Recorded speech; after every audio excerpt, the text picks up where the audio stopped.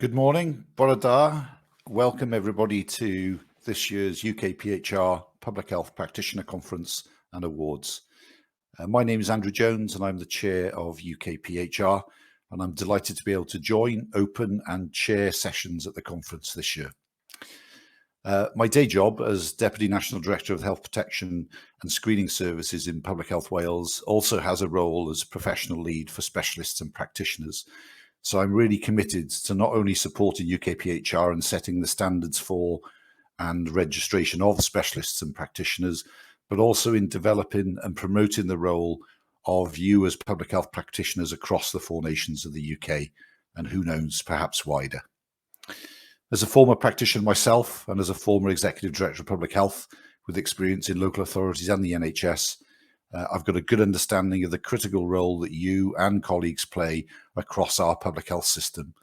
And I want UKPHR, through conferences and other support like this, to help profile and develop your work. Over the coming months, our new Chief Executive and myself are committed to engaging with key partners, promoting your work and the importance and recognition of standards for practice and registration of practitioners. This will include your professional bodies, and I'm delighted that Kevin Fenton from the faculty has given some of his time to be with us later today, but also your employers, and we'll work with you to continue to raise the understanding and advocate for the practitioner workforce across the UK.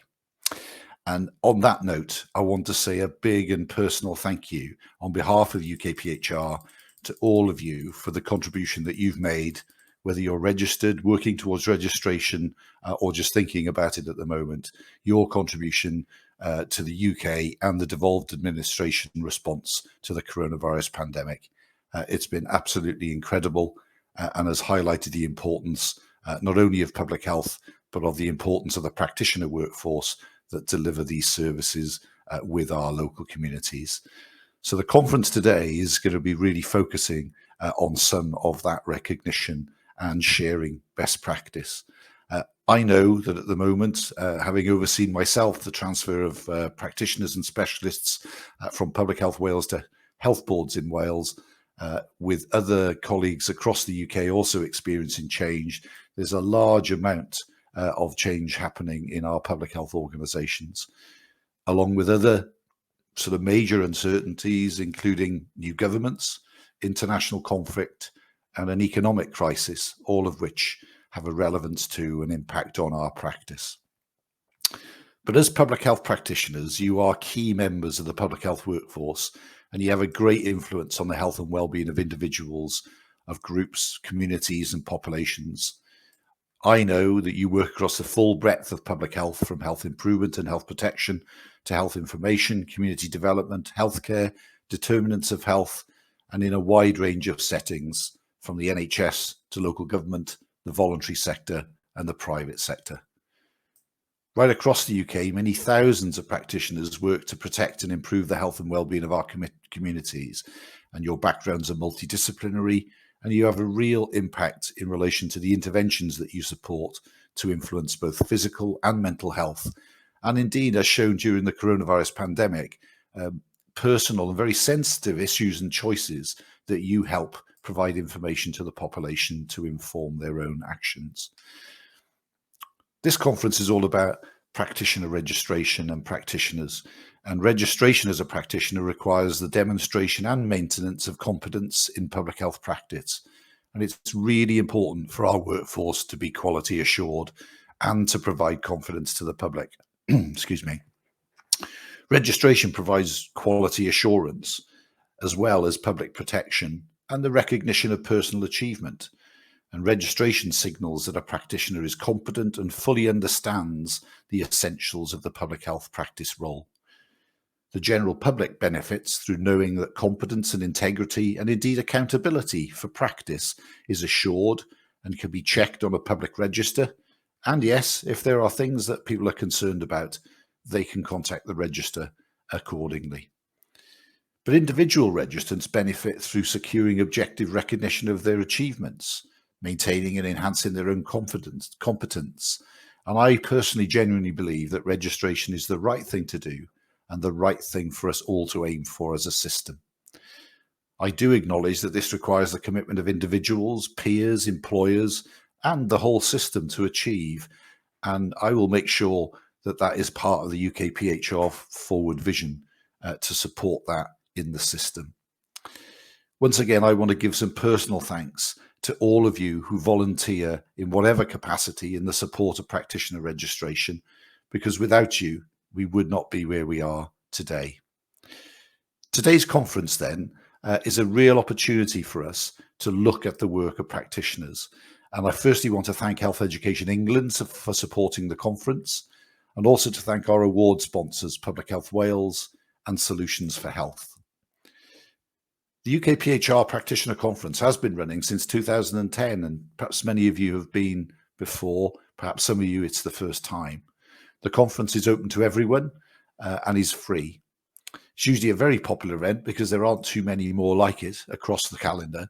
And after cancellation of the 2020 conference due to the pandemic, we've moved to a virtual event, first in 2021 and again this year. And response has been absolutely incredible. Whereas previously we've had 80 to 100 attendees, this year we have 300 registered, which shows, I hope, the continued development of the practitioner registration schemes and the interest and commitment of colleagues across the UK. We know that public health professionals across the sector are really fatigued after the pandemic, and you continue to deal with significant pressures and changes.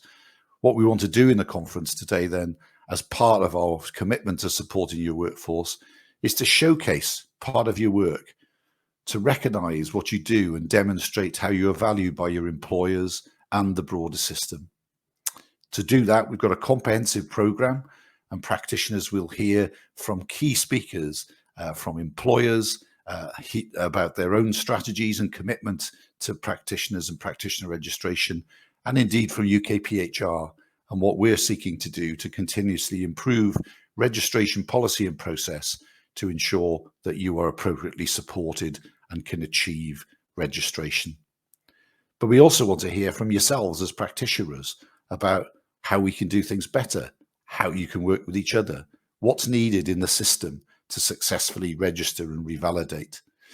UKPHR has commissioned a report in relation to the value of registration, and as practitioners you'll significantly input to that, and that will be available later on in the year. But we do really want to hear from you, and today's programme gives us a direct opportunity for you to engage with us. Even though you're virtual, please take this opportunity to network. There's an open, fluid networking session later in the programme, using a pretty clever online platform for Luddites like me, but I'm sure you'll work that out and the instructions are in your join-in pack. But also engage via the social lounge or in the general conference chat. You'll be able to contact with individuals you haven't contacted for some time and to meet new colleagues with similar interests across the 4 nations. Please do be inquisitive, ask questions and use the question and answer function that you can see. Again, instructions are in your pack. I think that's quite enough from me. It's been a real pleasure and privilege to open the conference and welcome you.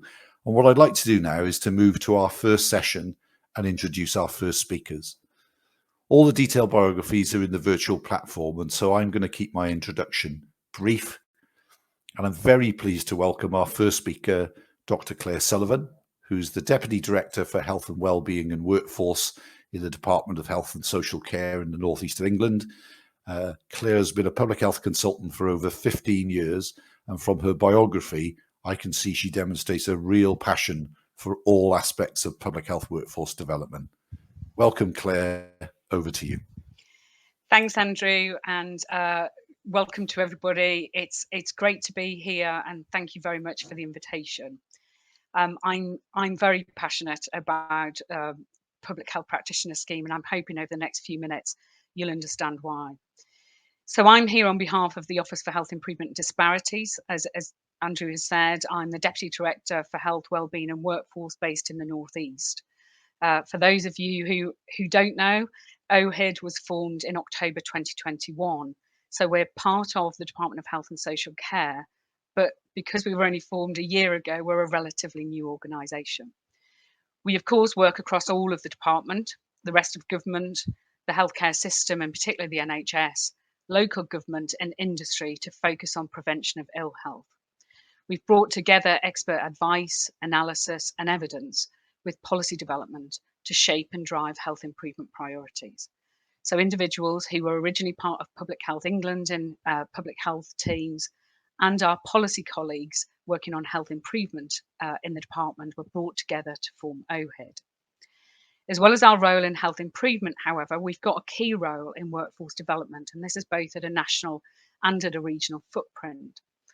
It includes ensuring support for the core public health workforce, and we have some statutory responsibilities on behalf of the Secretary of State for appointment of Directors of Public Health, support with the professional appraisals, but also how we support those working in what we would term the wider workforce to increase their public health knowledge and skills. And we're doing a lot of work at the minute, as I'm sure a lot of you are, around supporting our colleagues in the NHS around their work on prevention and inequalities.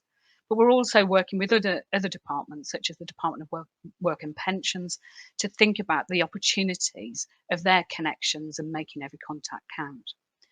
Within OHID, the Deputy Chief Medical Officer, Dr. Janelle de Gricci, is the public health professional lead within OHID, so a clear line of sight around the profession. Currently, as we're only a year old, we are in the process of developing our people plan and looking at ways to support the growth and development of our own staff. This includes how we promote the Public Health Practitioner Scheme, provide support for the regional public health practitioner schemes operating across England, and promote the new apprenticeship route to registration. We've recently, as we've come together, undertook a quick mapping exercise to work out how many registered practitioners we have. We believe we have 8 registered practitioners, 5 currently in development, but interestingly, 14 assessors, 5 verifiers and 1 moderator. So our contribution to those schemes is really important. Additionally, our teams contribute to regional steering groups and deliver a range of CPD sessions. We're also in the process of developing regional workforce plans, and we have regional workforce development managers across the country. These are not OHID workforce strategies. These are public health workforce strategies and plans working with our wider system partners. For example, local authorities, the NHS, UKSA, Health Education England, academia, and indeed the Faculty of Public Health.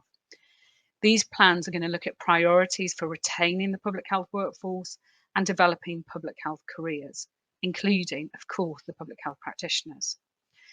For those of you who've gone through the registration process, it's very similar to specialists. It's not an end in itself. The ongoing CPD is essential for maintaining standards of practice. And of course, I would say that because I was a former CPD advisor for the faculty, but also for revalidation as well as for career development. I was reflecting before pulling together my notes for this presentation of my own team. I have a team of 7 people. We have 2 registered practitioners and 1 on his journey now. Both of those registered practitioners have secured permanent promotions in the last couple of years, so demonstrates the value of going through the registration process. Within the team, we also have 4 assessors, and I am both the verifier and delighted to be the chair of the North East Practitioner Scheme. The North East scheme has been running now for about 7 years, but it didn't become on a stable footing until we received regular funding from Health Education England, of which has made significant impact. So thank you very much for that. And of course, as Andrew has said, the impact of the pandemic has meant a lot of the work was paused.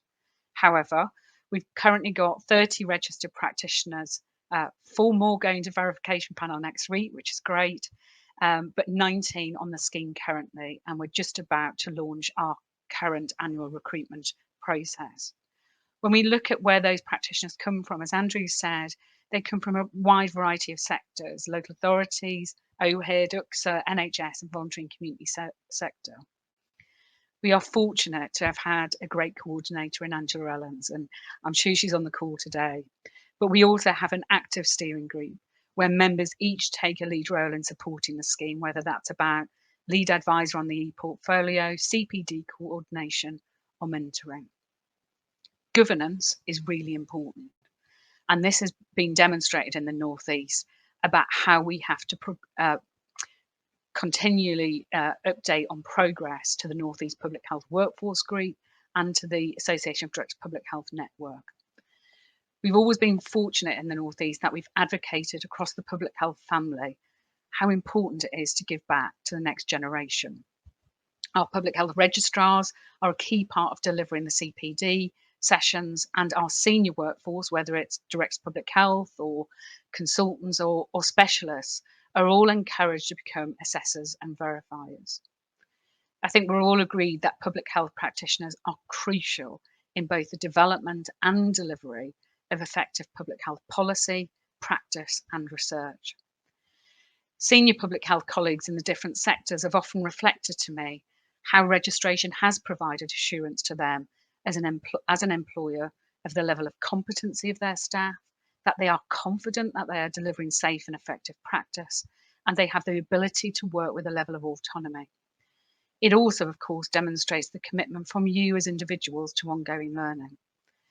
Interestingly, in about 2017, 2018, we worked with our North East local authorities, the directors of HR, and they thought it was so important that they included working towards practitioner registration as a desirable within person specifications for practitioner posts.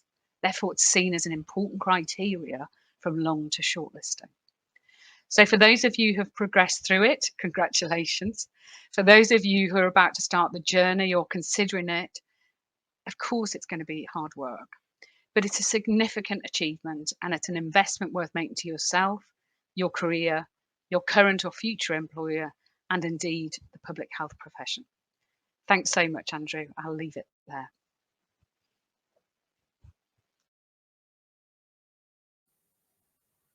Apologies, colleagues. I thought I was being brought in live. If you didn't hear that, I'm delighted to now welcome Peter Smith, Principal Health Practitioner in the Southwest and Chair of the Practitioner Network in that part of the UK Health Security Agency. Peter, over to you. Thanks, Andrew. I'm really happy to be here as well today. It's an excellent opportunity, maybe a little bit to interest a few of the delegates in health protection. I honestly think that it's been a little bit of the poor relation of public health up until the pandemic. So I'm hoping to take a little bit of time just to hopefully tweak a few people's interests. So, as Andrew said, I'm Pete Smith. I'm the Principal Health Protection Practitioner in the Southwest for UK Health Security Agency, or UKHSA. And I've worked for UKHSA and its predecessor for about 13 years. I started off in an entry grade post after being an environmental health officer for about 15 years and worked my way to lead a team of health protection practitioners in the Southwest.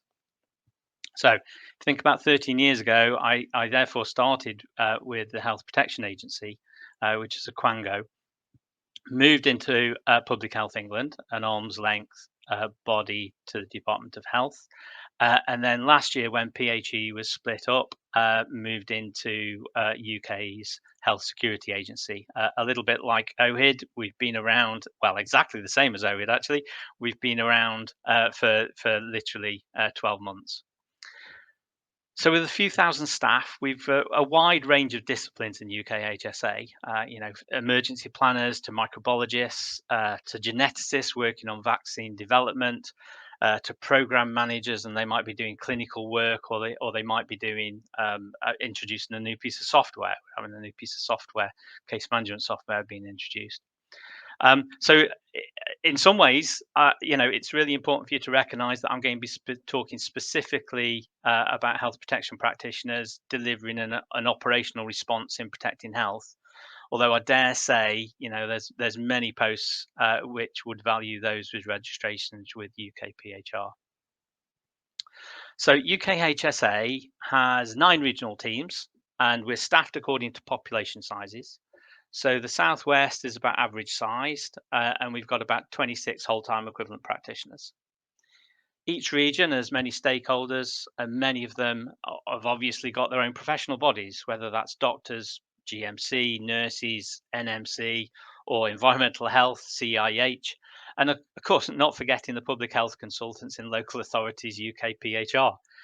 It's well accepted that consultants in public health, and indeed our own consultants in health protection, are registered and registered with UKPHR, and they need that registration to practice. But what about practitioners? Well, when I started 13 years ago with the Health Protection Agency, it had just started to employ other staff groups alongside nurses.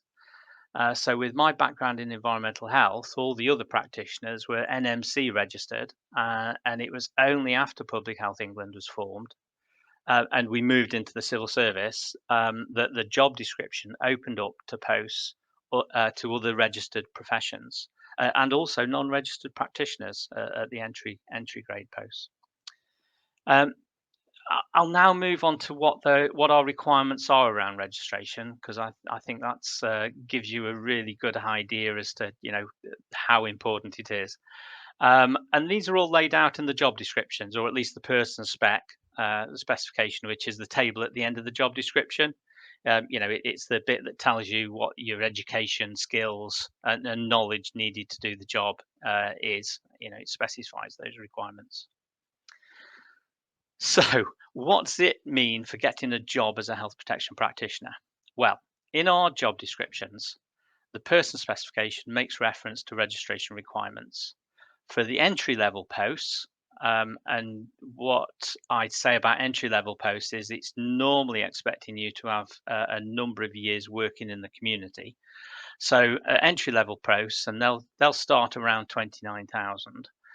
There's a requirement to be working towards registration. And then at more senior levels, and we're talking about sort of 49,000 plus, there's actually a requirement to be professional registered.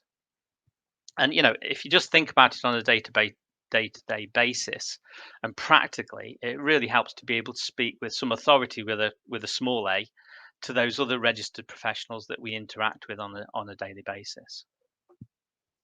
So let's just think about what that actually means for when as a recruiting manager I'm shortlisting candidates.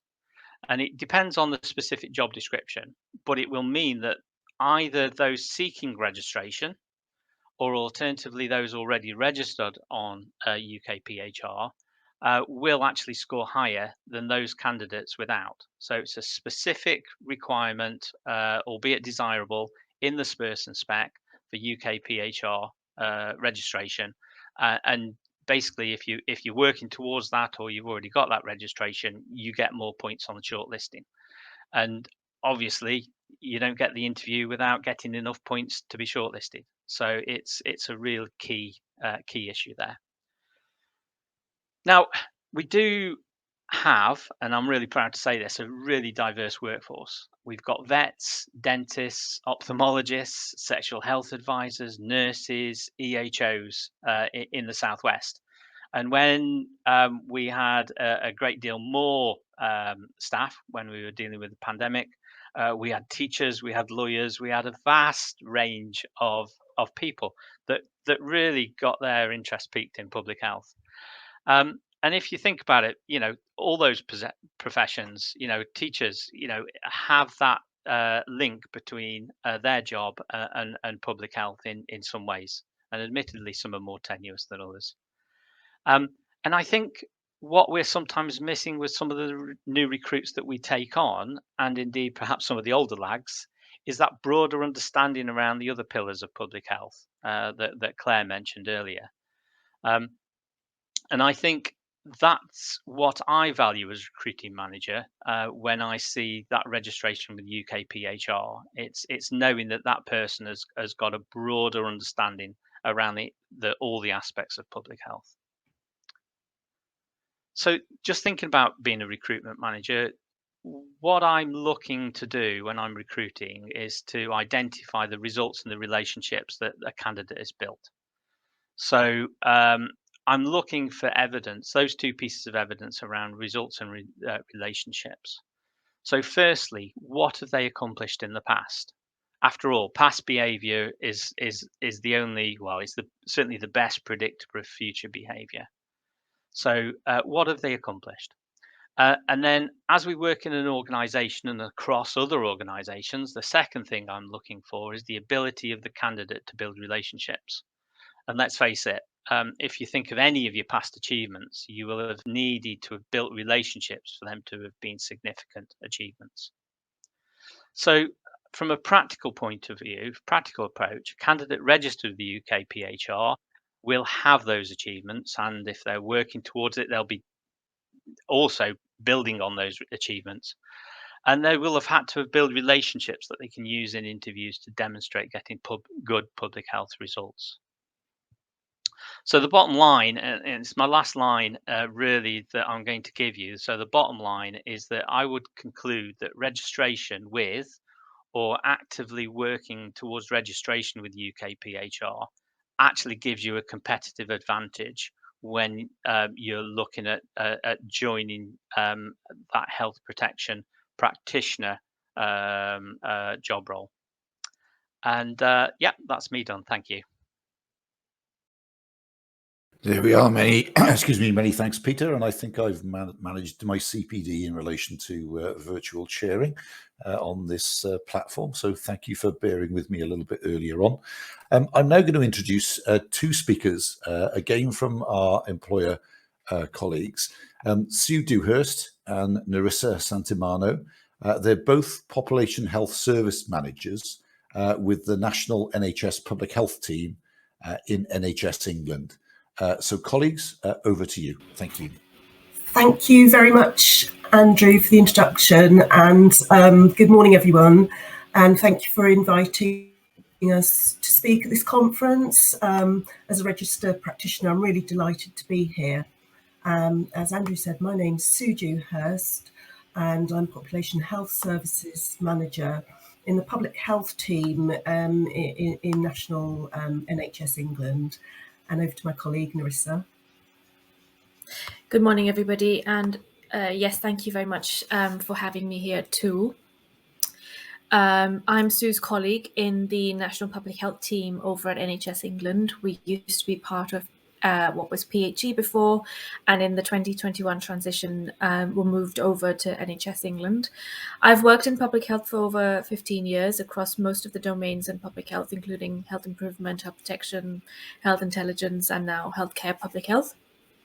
I also was a former practitioner registrant with the UKPHR, and I'm currently an assessor for the London scheme for practitioner registration with the UKPHR.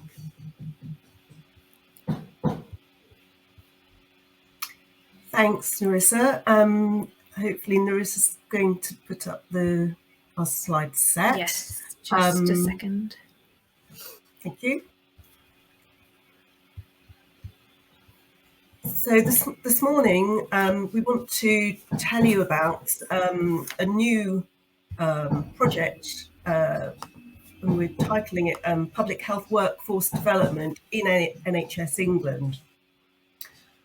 And I'll start by giving a little bit of background to this. And when we talk about public health workforce in the NHS, I'll keep talking, Narissa, don't worry. So we're including public health specialists and consultants, public health registrars, public health practitioners, whether registered or not, and the wider workforce, including public health analysts and public health apprentices. And obviously, as Andrew said earlier, there's been a huge amount of change in the public health system, and this has also brought about opportunities for both the NHS and for wider partners. So as you all know, there was the 2013 public health system reform, and then 2021 Public Health England was split into 3 different organisations, as Lisa and others have mentioned. And our healthcare public health team landed in NHS England. And there's another organisation forthcoming in 2023 where organisations including Health Education England, NHS X and NHS Digital and NHS E are merging together. So in NHSE, practitioners or the public health workforce, other than the specialist and consultant, are not yet clearly defined, and there's still uncertainty about the numbers of practitioners. And people are already aware that there's a shortage in public health capacity. There's a need to support with maintaining professional competencies, professional registration, revalidation and CPD. There's also the role, as we've been hearing about, of UKPHR and the Faculty of Public Health in regulating the profession and across the wider system. And then also in NHS England, there's HR, Human Resources and Organisational Development, who are working on workforce plans for delivery of the key NHS mandates, objectives, and the evolving healthcare system, development of ICSs and ICBs and ICPs, supporting the professional development of staff and making it an attractive place to work, and also thinking about succession, capacity and resilience planning.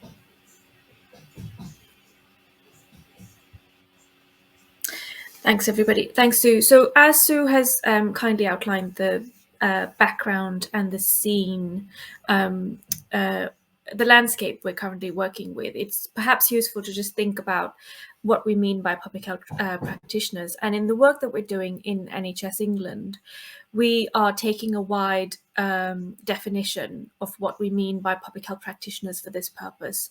So we want to be able to include people with a background training in public health, or currently in public health focused roles, or interested in the public health field that are not already registered at a specialist level, either with the faculty or the UK Public Health Register. We hope to be able to include analysts with a background in public health, or those that are currently in a public health focused role, including apprentices. And importantly, people who may or may not be registered as public health practitioners with the UKPHR Register. So really casting our net widely to include the wider public health workforce, for example, including public health nurses who may be registered with their own professional registers, but doing public health focused roles. So coping with the transition and post the transition, it was felt there was need to bring together a group which is now being called the NHS England Public Health Professional Functions Group, to bring oversight, support and governance of the specialist public health function within NHS England to enable effective public health delivery, support and advice within the organisation. In its initial months over the last year, the group has largely focused on the safe landing of public health trainees post-transition, to enable those arrangements to continue and to support that environment for public health trainees, specialist trainees, but also to support the professional revalidation of specialists and consultants within public health, as there were significant changes that occurred during and post the public health system reform of 2021. And now moving forward, there's a new focus on what public health workforce development might look like. And for that, we have proposed to the group a third subgroup that will report via this line into the professional functions group. Over to you, Sue. Marissa, thank you. The third subgroup of public health workforce development is a new offer to the organisation NHS England, and it is this is hot off the press, as the first meeting was only last week. It had been a bit delayed. The purpose of the group is to better align various public health training and development, and to support diverse specialisms at this level and avoid duplication including linking to system-wide groups, especially those in the regions and in other organisations such as OHID and UKSA. And to promote consistency and access amongst staff to training opportunities, for example, advice to the organisation on supporting managers in NHSE to navigate public health professional training and careers, including apprenticeships. And our first project is to coordinate a network, a coherent approach to public health practitioner workforce development, including analysts and apprentices and everybody working at a practitioner level, not necessarily registered practitioners, and to support the development of consistent minimum competency level amongst public health practitioners in NHSE. But we're not looking to provide a delivery mechanism for training or CPD. It is going to be a network. Thank you. So essentially, we're hoping that this new organisational offer within NHS England will help with pointing managers who may not necessarily have a public health background with navigating the career landscape for public health practitioners and professionals, and be a single point of coherent advice and guidance via HR and OD on navigating this landscape, including for analysts and apprentices. For registered practitioners, we're hoping that this will be a peer support space and a signposting offer to relevant resources to progress to specialist registration where that is desired, or to progress knowledge and practice in your area of specialism, or maintain skills and expertise, encourage CPD. And for aspirant practitioners, again, bearing in mind the wider definition of practitioners we're using here, we'd like to signpost to relevant resources again to help people attain that level of knowledge and practice competence, as well as be an introduction, a source of an introduction to the UKPHR Public Health Practitioner Register and the process for registration, and also maintain skills and expertise and encourage CPD. Thanks, Larissa. So just continuing to speak about the network that we're proposing. And as we said, this is still developing, but it is a network for a whole range of practitioners employed within NHS England. Myself and Larissa would be coordinators, but we'll be looking for input and assistance from others in the system, supported and advised by the new workforce development subgroup, and linked into other support networks. So members of the subgroup would include regional colleagues and others in Health Education England, population health management, and other key representatives. So the aim and scope of the support offer will be to guide staff and their managers with identifying relevant training and resources, including to apprenticeships. It'll be a peer network to provide peer support to achieve common goals and assist with better defining and quantifying the number of registered and unregistered practitioners in public health for organisational planning. And last of all, just to demonstrate the wide number of cross-system links that we've already made over the last few months, raising awareness of this work, including all those organisations shown there, but particular teams as well within those organisations. For example, in NHS England, national and regional public health leads, organisational development and HR leads, and within OHID at national and regional level, and Health Education in England, different teams, workforce and apprenticeships. So a wide range of people we've been involving, and we'd be looking to consult with others, if you have feedback on this. Thank you very much. Thanks, everybody. Thank you for listening. Thank you both very much indeed. I'm going to move us swiftly on. Please do remember to ask those questions in the sidebar, by the way. I'm keeping my eye on it. There's some excellent content here that must be stimulating thinking, I'm sure. But our next speaker, I've known Fiona a long time. Fiona MacDonald is the organisational lead for public health workforce development in Public Health Scotland. She's also a really valued member of our UKPHR Education and Training Committee, and tirelessly is supporting improvements in practitioner and specialist registration arrangements. So Fiona, welcome, over to you. Thanks, Andrew. Morning, everybody.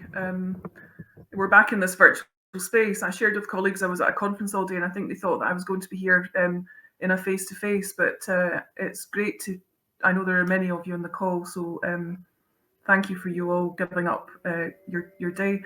I'm just going to take a little bit of a pause because I'm coming in third in line from a different perspective north of the border, and it's great to hear other perspectives coming in from the other parts of the system across the UK. And I guess I want us just to sort of think a little bit about that wider public health system, Andrew, that you introduced right at the start. It's also, thanks to UKPHR, good to just pause and think about what some of this means from an employer perspective and what it really means to be part of this thing called this public health workforce. I'm fairly long in the tooth now. Started as an AHP, and as Andrew, you've said, I'm actively involved with UKPHR, but in my day job, I support a number of aspects of that continuum, from entry level into our organisation and support to the system, and also the solutions as part of workforce development in terms of pathways into registration, revalidation, and I do that both across practitioner and specialist level. And our previous speakers from NHS England have also, I think, just started to articulate some of the challenges we've got in the system in terms of building together that picture of how we work with people. So in terms of both planning, strategic planning, but also putting the component parts together in terms of operationalising some of that delivery and what we mean by perhaps workforce development as opposed to focused delivery on training. So there's a few themes I'm not going to come back to, but just to give you some context, Public Health Scotland, where I sit, is a new body. And again, I was reflecting back on this change continuum that we're on. We were conceived in 2015 as part of the 2015 public health reform in Scotland, where the ambition was very much to look at having a new national agency, which was going to come together, bringing three legacy bodies together. So what was the health protection arm, what was the information services division, and what was, some of colleagues in the call will know, what was the health improvement, Health Scotland arm. So we now are what was Public Health Scotland. We were born in 2015. We were conceived in 2015. We were born April 2020. And if you cast your mind back in terms of timelines, that was 2-3 months after we'd gone into the start of the global pandemic. So very much a new organisation, but a new organisation trying to come together at a time with expectations from our sponsors of government, and also quite a unique position in Scotland where we've got dual sponsorship from COSLA, which is the Convention of Scottish Local Authorities. So colleagues have also started to speak about that richness and breadth of public health and what we mean by public health practice across the system. So that's the space that we're operating in. We also have a new senior leadership team, which is changing. Even 2 years on, it's changing. And again, many of my senior colleagues are coming they will put their hands up and say they're not coming with backgrounds in public health, but what they are absolutely committed to is the ambition of improving population health outcomes, reducing inequalities, and doing that from an improvement and a protecting public health perspective. So won't go into all of the sort of roles, but we've got a very new organisation in its infancy. We've got 4 directorates across the organisation, which again cover the domains of public health, underpinned by a significant amount of intelligence and data. And when you step back and think about the people that are in the organisation, I have seen nothing but enthusiasm and motivation that was there before, but has absolutely come through in the spade loads as we've gone into a global pandemic, and we're now kind of coming out the end of where we are. The pandemics that sit around about us, we've talked about it, I think in the introduction from Andrew, the global space at the moment in terms of improving population health outcomes, in terms of cost of living, in terms of politics of health and the health systems is all very, very real. So these are spaces that we hold along with our leadership spaces in the system. So colleagues, again, that work across our systems are already connected into their public health directors, their chief execs of their NHS boards, our chief officers of our integrated health and social care partnerships, who will have a responsibility for our new national care service when it comes, are all grappling with what that means in terms of improving health outcomes. And I'm making those points partly because these are some of that's really, I think, important that we understand. So we've been on a journey. The 1,200 staff that we've got, I'm saying that if I know that definitively is a number, but from any of you that are involved in workforce planning will know that it's really hard to capture that fixed definitive number and start to get into disaggregating the data, as we've tried to do increasingly over the last couple of years. Particularly a challenge when we've had additional investment coming, as we know, for new workforce groups, which have been about responding to the pandemic. When we step back, what we've got is we've got staff groups across a multidisciplinary workforce. Our colleagues from health protection have just talked eloquently about the range of skills in terms of vets and clinical health protection nurses, health protection practitioners. But when you sort of look across the breadth of that, our national agency and our local system have got all of those roles in different skills mixes, in different levels of experience, at different stages of career, but they are absolutely there. And one of the jobs that we've got to do is try and sort of regroup, I think, and focus and bring some of that back together again in terms of where we're going to go from here on in as we continue on our national journey, but also we do that as part of what was the ambition for us, which was to do that by strengthening how we work with our local systems in terms of, I think, one of our absolute values that we all share, which is to work with people in collaboration and to come out with producing some of these solutions. I wanted also just to give you a little bit of a flavour in terms of, I'll come back to registration specifically, but in terms of some of the ambition of the national body that I'm part of, and reflecting back on the value from a people perspective, we have a workforce plan which is currently with government, as are all our national boards, waiting on some feedback in terms of what we mean by our people, who we know, what we've got, what we do in terms of consolidating that, what we think about in terms of development, what we do to build the skills, to grow the talent, to think about strengthening that capacity to be as good as it can be. Staff have been involved in that all the way along. So our public health strategic plan and our then subsequent workforce plan has been shaped by involving the staff that are in the organisation and the system. There is also an increasing opportunity for any one of our organisational members of staff, including myself, to have connections with a leadership team. And I'm not focusing specifically on practitioners, because in the organisation, again, I think as previous colleagues speak about, the majority of our staff are not registered in practitioner spaces. Some are. We've got roughly about 5 practitioner registered staff, including myself. We've also then got a cohort of specialists, some more specialists coming on, and then they connect into the regulated staff who are our consultant posts, and also some of our staff that are AHPs and also nursing on NMC and HCPC registers. So there's a continuum there that our responsible officer also has a duty of care for. But in terms of proximity to leadership space, staff have got a great opportunity to, I think, be bringing forward some of what their valuable contributions are in terms of both public health skills, hard technical skills and softer skills. We've also put a spotlight on the diversity agenda, and colleagues on the call are closely involved with this in terms of, if we look at workforce planning, what we can clearly see, and this is a call to action for us all, that we need to really be thinking about the diversity and inclusion agenda for our workforce. So we are just about to be recruiting in some modern apprenticeships, early entry posts into our organisation. We have had a huge growth in graduate apprenticeships in terms of data analysts coming in. I'd like to say young graduates, lots of enthusiasm, lots of skills and ability to land in the system and actually come in and do some of the innovation. One of our values of the organisation is about innovation. So not solely with them, but we've seen some rich talent coming in terms of who we work with. We're strengthening our connections with sectors such as Skills Development Scotland, and colleagues in the call talked about the apprenticeship pathways. We can't just lift and shift the English model in, but the ambition is very much there to look at that. We are very much about empowering people to be part of sharing some of the solutions and co-creating some of those solutions. And we're just about to go into conversations at the end of this week to reformulate our strategic Scottish Public Health Workforce group, which will be co-chaired across the system with both our other national board, National Education Scotland, and one of our directors of public health. And similar to colleagues in England, we haven't got into that, what will be some of the nuggets of work that we will be collaborating on, but we will need to be bringing all of that back into the space.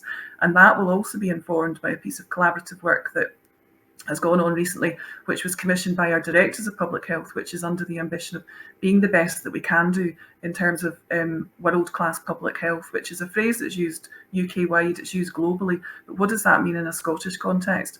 And that's really important, because I think in all of that space, there is something there for all of us as employers to step up and into the space, and also for any one of you on the call and with your colleagues and peers to think about how do we strengthen both our own capacity and capability, but what does that mean in terms of working with others. We have got staff objectives that are set, which resonate with our values as an organisation. And one of those, I'll read the the values out. One is about respect, how we work with each other and as an employer, how we demonstrate our integrity in what we do, how we innovate in what we do both today and tomorrow, how we aim for excellence and aim high. And I think the one that cuts through all of that is about how we collaborate. And collaboration, if you think about your practitioner standards, and if you think about what that means at specialist level, collaboration is absolutely central to what we do. So that is some of the challenge that we've got. I think there is an opportunity to really strengthen all of that, and you're absolutely part of it. Myself as an employee of a national body within a system, we have got well-being at the heart of it. A call for us all is to think about our own resilience and well-being and that home work-life balance. We are all working in this hybrid way. That will not go away, and that's something that, again, in terms of our partnerships and involvement also actively with our trade unions, there's a part for partnership forums and staff to be fully engaged in making sure that work is an important part for all of us, that we feel valued and we're contributing, and we collectively navigate through some of that as we go on as part of that collective UK-wide and home nations public health system. So, Andrew, I will conclude there and happy to pick up any further comments and questions. Thank you, Fiona, very much indeed. Some really thoughtful content there for colleagues to consider as well. I'm now going to move to our last speaker in this session, Kelly McFadden. Kelly's well known to me, working in Public Health Wales, and Kelly is the Learning and Development Manager. But also she's the Practitioner Registration Scheme Coordinator for Wales. And I just want to pay tribute to Kelly, because without her, we wouldn't have managed the last period. She sometimes single-handedly kept the show on the road, and I am most grateful to her. So Kelly, I hope you've been able to join. If not, we'll go to plan B, but hopefully you're with us. Let me hand over to you to hear from Wales. Croeso. Hopefully I am here for everyone. Behind the scenes, I've been having huge technical problems this morning and have missed most of the presentation. So I do hope that you can all hear me and see me. And yeah, thank you, Andrew, for that really kind, very generous introduction. So yeah, Borda Pau, good morning, everyone. I'm Kelly McFadden. My role within Public Health Wales is Learning and Development Manager. I work in the People and OD Directorate. I've been responsible for Public Health Practitioner Registration Scheme for Wales on and off since 2010 really, way back when Wales was one of the first pilot sites for UK Public Health Register Practitioner registration. So I've been doing the scheme coordinator role on and off for all this time, and we've recently invited applications to our 12th cohort of practitioners to come and join us to receive support through our local assessment scheme and portfolio development programme. We've recently commissioned an external independent evaluation to better understand how effective the scheme is in supporting the practitioners through the process of becoming registered, and also to better understand how effective the scheme is in supporting our assessors and verifiers Without these roles, without these fantastic people who volunteer to be assessors and verifiers for the scheme, it just really wouldn't be possible. But the evaluation, set out to understand how we can better support these individuals in these roles and the practitioners going through the process. But we also wanted to understand how we could better embed the value of practitioner registration across the public health system in Wales, and how we could future-proof the scheme. The evaluation has involved surveys and conversations with a range of different stakeholders, including registered practitioners in Wales, practitioners currently working towards registration, line managers of practitioners, and leaders, public health leaders, including directors of public health, and another stakeholder group, obviously our wonderful volunteer assessors and verifiers. So some of the key themes emerging from the evaluation activity can either be categorised into operational recommendations or strategic recommendations. So things from revisiting the mentoring role, development opportunities for registered practitioners, all the way through to including registration as desirable criteria within job descriptions and person specifications, things like protected time for practitioners to pursue registration, and standardising how practitioner standards are used to set objectives and plan work. Some of that stuff obviously already happens, but recommendations coming out of the evaluation were around, how can we standardise that across the public health system in Wales. So we've started already to explore some of these recommendations, focusing predominantly at the moment on the more operational ones. We've been exploring specific development opportunities for registered practitioners in Wales, and how this activity for registered practitioners can inform activity which is facilitated by the Public Health Wales and local public health team early career network for public health practitioners. We will soon be looking to explore further conversations with leaders across Wales in order to embed the strategic recommendations identified by the evaluation. These recommendations will move us in the right direction in terms of fully embedding the value of practitioner registration in Wales across the whole public health system in Wales, and ensuring that we have a sustainable, future-proof provision of support and infrastructure of local portfolio assessment. I feel hopeful that we'll be able to make good strides towards achieving sustainable support infrastructure and fully embedding the culture of practitioner registration and professional development due to the establishment of a new function within Public Health Wales. This new function will provide professional support and governance for professional standards. It's headed up by our National Director of Screening and Health Protection Services, our Medical Director, and supported by the Deputy Medical Director and Deputy Director of Health Protection and Screening Services, which is Andrew Jones, and also the Job Family Lead for Public Health Practitioners and Specialists. So this new function will be closely affiliated with the Practitioner Registration Scheme for Wales and will work closely with the People and Organisational Development Directorate, in which I sit. So another key change in Wales is the local public health team transfer from Public Health Wales to the health boards, and the future system working work stream, which has been established and will consider a number of different issues and challenges and concerns relating to professional development. So things including workforce planning, so the need for a system-wide process, including the opportunity to establish a system-wide workforce development group for public health.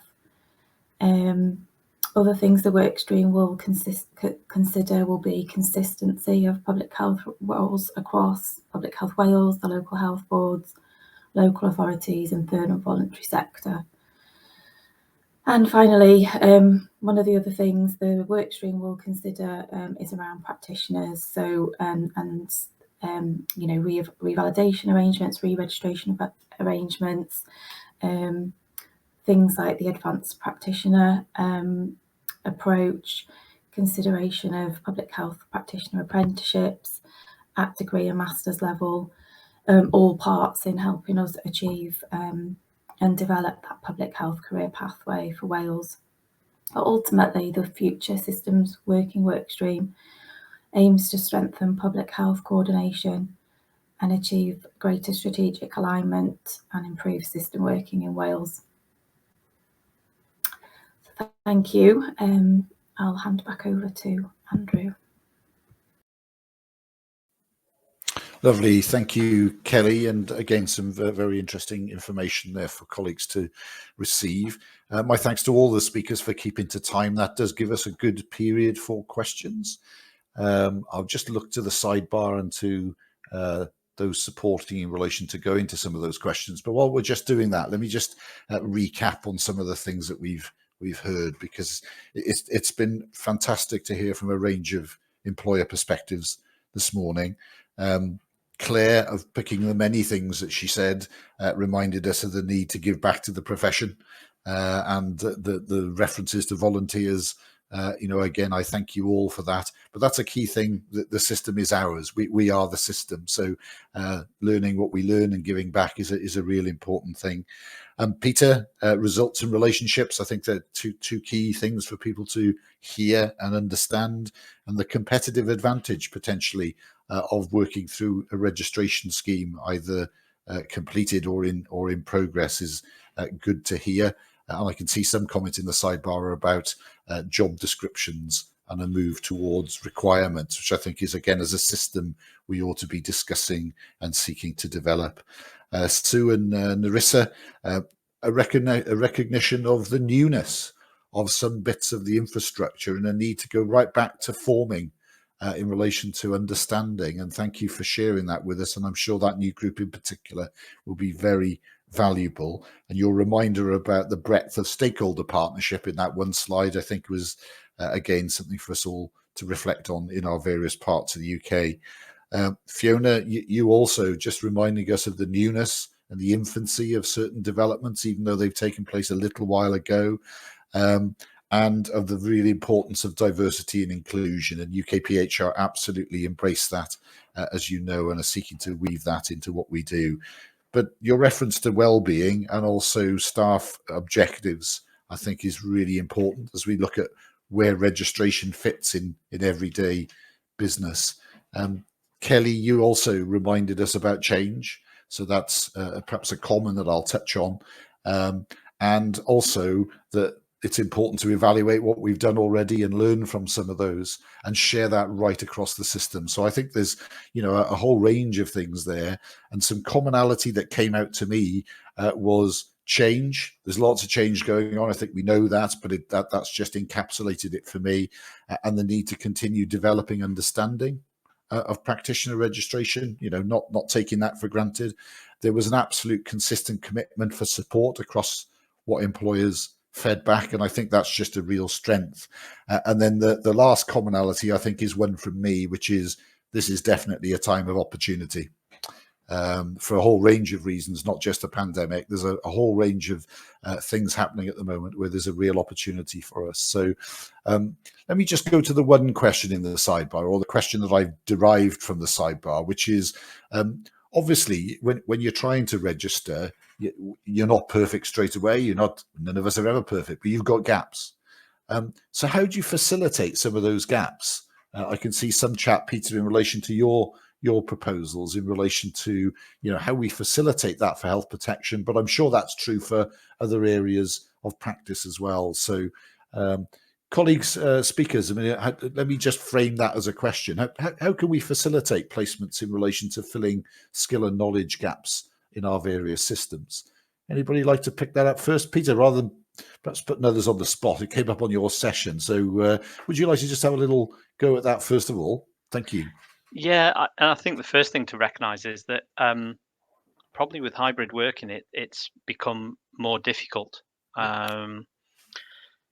If I think before the pandemic, we regularly had people visiting the office, doing a little bit of shadowing, and it was part of what I like to do to get a bit of a bench together for recruitment, to give people a little glimpse into health protection life, so that they might think of health protection practitioners as a career step. So I think it's a lot more difficult since hybrid working. UKHSA in the southwest isn't back in the office properly yet. We've started having staff come in a day per week, or 20% of their time, in October, and that will be rising to 2 days a week. So I think hybrid working does really put a challenge there. And on the other hand, over the last 2 years, we have onboarded, trained, and worked with a vast number of staff in the start, middle, and end of a pandemic. So I think remotely is potential, and I think I think there's a lot of opportunities out there. And I suppose that the one thing I'm really keen on, I've got practitioners who are working through registration with UKPHR, and I want them to be able to pick up skills from other parts of the public health family, not just health protection. And there's a quid pro quo there, and we can work with other parts of the system to enable that. So I think the bottom line is I'm really hopeful. Okay, that's really helpful. So we have got a number of other questions in the Q&A bar, so thank you for posting those. I'll just go to the first one, which recognises the array of public health workforce and sectors that we've got that you've all been describing. So as a speaker sort of group, how do you think we can collate and share the breadth and knowledge and experience of this? Again, there might be some thoughts there. Claire, let me come to you first as our first speaker. Any thoughts on how we share what we're all doing? Yeah, thanks, Andrew. And I just want to pick up what Peter said on the last one, because I think we are, particularly in England, a bit more fragmented than we were previously. And actually, we're looking at opportunities to think of pieces of work rather than placements. And I think that's really important. So, for example, doing a piece of work around people who are homeless would impact on practitioners working in voluntary community sector, local authorities, NHS, and UKSA. So actually we're thinking slightly differently because we know the whole problem about secondments and terms and conditions and moving people around the system. So let's really think about pieces of work and do that as a collective. And actually that also helps to bring practitioners to work together. I think it's a really good point. I mean, I've learned so much today just being on this panel, and obviously this conference is an example of how we share. I think we need to, particularly with technology, how can we get better at doing some of that and using some of those, particularly case studies of how practitioners are doing those pieces of work that can be shared and learned from others. Hope that's helpful, Andrew. That's lovely. That's great. Thanks. And any other speakers want to add anything to that? Fiona, and then Sue. Thank you. Yeah, I think we've talked about everybody having a role to play, and I guess one of the observations, well, picking up on some of Claire's points, is that certainly what's really emergent for me is that people come and seek you out when they recognise that they've got a need. And one of the things that's just played out in the last couple of weeks for us is coming back to revisit some of the basics of what is our shared understanding of health inequalities. So we will be having a conversation now. That's from a PHS perspective, but that resonates across the system, because with lots of new colleagues coming in, irrespective of the domain, people are actually going, do you know what, I don't really know some of this, or I want to revisit it in the context of where we currently are. So I think there's a bit about a check to ourselves in those sort of learning and improvement, workforce development, what we mean by some of the solutions, because the solutions are often in the room rather than us trying to fix them. And that brings me on to, I think, the point you've picked up, Claire, which is about how we collaborate with each other. Because whilst we come together in pieces of work, there is a bit about a spotlight on ourselves as to how we go about that, and actually not just contributing, but actually actively listening in some of that, because again, the solutions are in the room, and there is a wealth of learning out there at the moment that, again, I was struck, Kelly, when you were talking about commissioning pieces of work, but sometimes we maybe need to pause a little bit and regroup. People in UK public health, Andrew, I think have got a significant role to play, and I think that's really come through in the commission piece of UK work on advanced practice, because there's been a huge amount, Claire's point again about rich learning, that we can do collectively, not just within our home nations. So a few things, and the role of managers, I cannot stress that I think managers play a significant role in terms of coaching and enabling some of the conversations in a supportive way that isn't about fixing the gaps, but it's about building and nurturing some of that capacity that individuals have themselves. Okay, lovely, thanks. Sue, you wanted to compliment that as well? Yes, thank you. So having moved, in career development from sort of research, a regional role and then a national role, I just wanted to say how important it is to have a coach or a mentor. I found that really helpful. I mean, one of my mentors is in the conference, from when I first started in public health. And without that support and support of managers, I think it is quite difficult to find your way. And the importance of placements, I completely agree. I did placements in local authorities and different organisations. It could be pieces of work, but definitely get as much a variety under your belt as possible, and also, move out of your comfort zones as well. Would be a recommendation from me. But I think the network that Narissa and I are hoping to build in NHS England is about learning from others and collaborating. So just to emphasise Fiona's point as well. Thank you.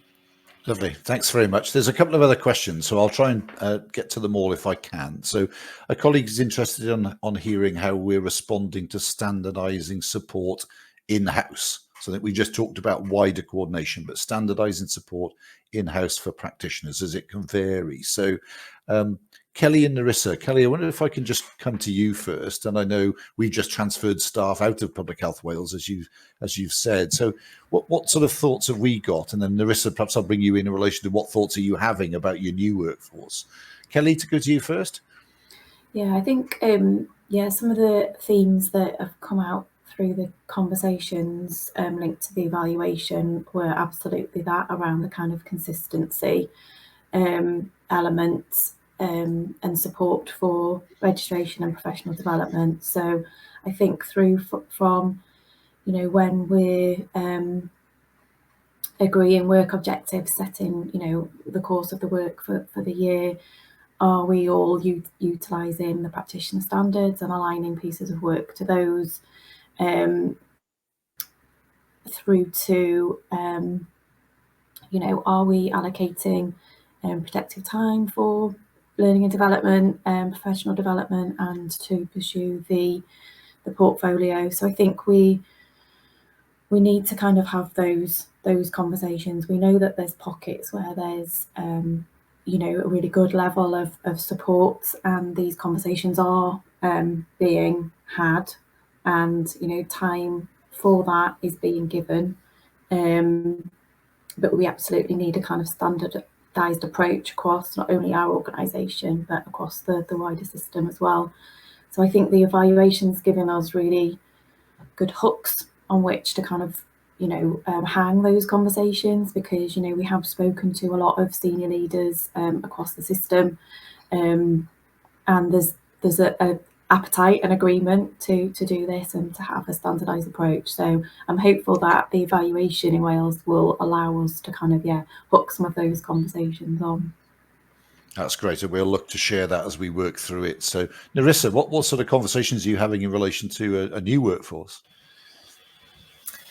Thanks, Andrew. That's a really good question, and I think from two perspectives. I think when we've been talking about this new support offer or renewed support offer within the organisation, when we talk about standardisation, we're talking about consistency in an approach and consistency in the access to opportunities for professional development within the organisation.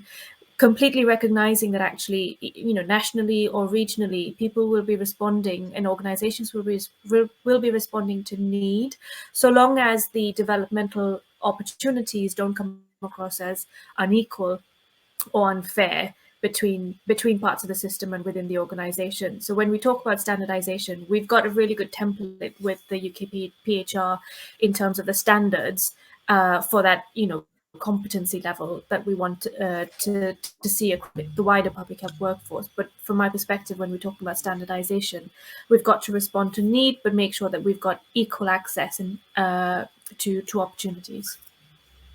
Great, lovely, thanks. And the next two questions are sort of linked. So they basically relate to how a recognition that the workforce changes and that we've got people working self-employed and out with public service employment, for example, sometimes on short-term contracts. We're very conscious of that.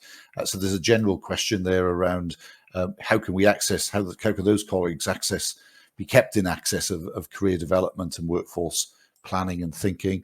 And then one for the register, which is about how can the register adapt and flex in relation to colleagues that are in that sort of experience without direct, perhaps, line manager accountability to other skill levels.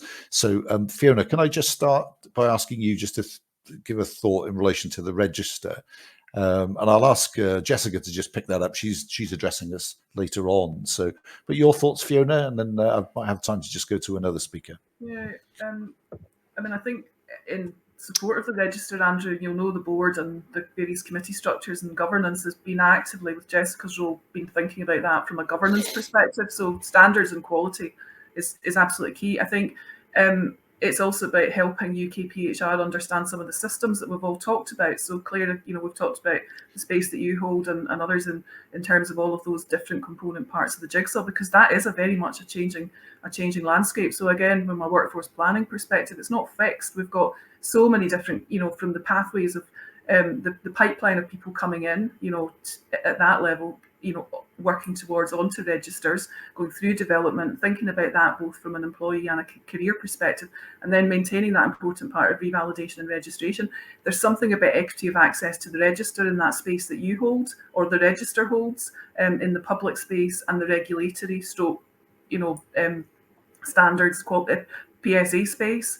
And then there's a bit about being responsive to the needs of the employers and the workforce. And that then takes us into, I think Claire perhaps mentioned, the really important conversations with directors of HR, others in the system who we might not see as immediately part of our family, but have actually got some of the gift to help us unlock some of what that means in terms of coming back to the quality of work and jobs and employment and what that means, irrespective of where people choose to be, whether it's self-employed, whether it's whether it's through choice, short-term contracts, whether it's in the public services where people find themselves with perhaps more security of employment. That is perhaps not the conversation. The conversation is about making sure we've got that standard and fairness to all from an employment, an employer and employee perspective. Yep. Okay, lovely. Thank you very much. And I'm just about coming to the end of the time of the session. So, Fiona, I think that was really helpful. And for practitioner colleagues to know, as you know, UKPHR is currently reviewing our revalidation processes. So we've got a group in place to do that over the next period of time. That'll probably be 6 months, I would imagine. But those themes have emerged in that very quickly as well. And I think that was really healthy from an identification point of view at specialist and practitioner level to recognise the reality of the workforce. One, to include it in planning, because that's really important. But secondly, then to give equal access in relation to the standards that we wish to uphold as the ones that we all want to follow. So thank you for raising that question. It's really important. As I say, I'll just make sure Jessica's aware of that. I'm sure she's probably got that covered, but just to something for her to respond to as well. And please do continue those conversations in these open forums and networking. I think there's some excellent material from our speakers this morning. Can I thank you all? Those were really enlightening contributions from across the UK. Thank you very much. And we'll now go to a short break. See you all back shortly. Diolch yn fawr iawn. Thank you very much.